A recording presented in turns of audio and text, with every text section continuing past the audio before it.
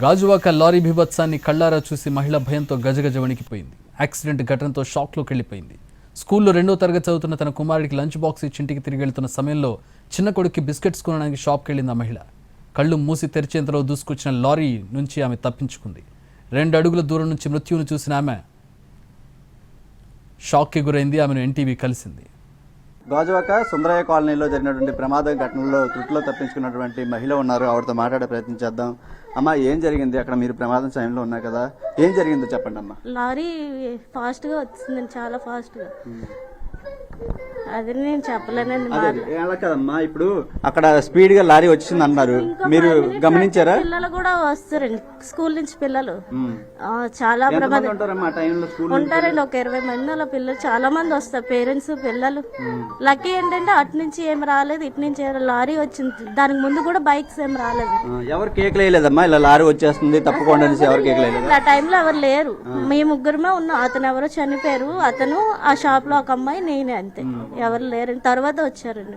గతంలో ఎప్పుడైనా ఇలాంటి ప్రమాదాలు జరిగాయా? మీరు ఇక్కడ ఉన్నారు కదా, 2 years అవుతుంది వచ్చి.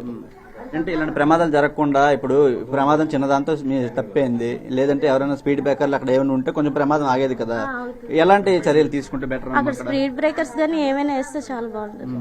ఎందుకంటే బాగా పైనుంచి వచ్చేస్తున్నాయి వెహికల్స్, పిల్లలు వచ్చేటప్పుడు ఇబ్బంది అయిపోతుంది, మేమైనా వెళ్ళడానికి ఇబ్బంది అయిపోతుంది. అంటే షాప్ లో ఇంకెవరు లేరమ్మా, మీరు అతను ఇంకొక ఎవరు చనిపోయారు కదా, ఒక అమ్మాయి. అతను ఎప్పుడు వచ్చారు?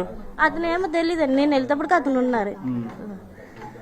ఇంకెవరు లేరు షాప్ లో? వేరే లేదు, ఎవరు లేరు. ఆ అమ్మాయి, ఒక అమ్మాయి నాకు ఇచ్చింది, అతనే, అంతే. లారీలో ఎంతమంది ఉన్నారు? అవేం నేను మరి వెంటనే వెళ్ళిపోయానండి, నేను ఉండలేదు స్పాట్. ఇప్పుడు మీరు మంచిగా ఉన్నారు కదమ్మా? కొంచెం అనుకుతుంది. సరే, ఇది ప్రస్తుతం అయితే ఈ ఘటనకు సంబంధించి అక్కడ ఉన్నటువంటి ప్రత్యక్ష సాక్షి, అక్కడ తప్పించుకున్నటువంటి మహిళ చెప్తున్న మాటలు. అయితే ఆ ప్రాంతంలో నిత్యం కూడా కొన్ని వందలాది మంది స్టూడెంట్స్, చిన్నపిల్లలు అంతా కూడా అక్కడ తిరుగుతూ ఉంటారు. అయితే లక్కీగా అది మధ్యాహ్నం ఆ సమయం కావడంతో ఇంకా స్కూల్ విడిచిపెట్టలేదు. కానీ అంతకుముందే ఒక 20 మంది చిన్నపిల్లలు అక్కడ చాక్లెట్లు కొనుక్కుని బయటకు వెళ్ళినటువంటి పరిస్థితి కనిపిస్తుంది. లేదంటే మాత్రం వాళ్ళకు కూడా ఖచ్చితంగా ఈ ప్రమాదం బారిన పడేవాళ్ళు, చాలా ప్రాణ నష్టం కూడా జరిగే అవకాశం కనిపిస్తుంది. అయితే ఆమె కూడా ఇంకా, ఎందుకంటే ఆ మృత్యువుని దగ్గర నుంచి చూసింది కాబట్టి ఆవిడ ఇంకా భయపడుతూనే ఉన్నారు. ఆ దృశ్యాలన్నీ కూడా కళ్ళెదుట కనిపిస్తూనే ఉన్నాయి.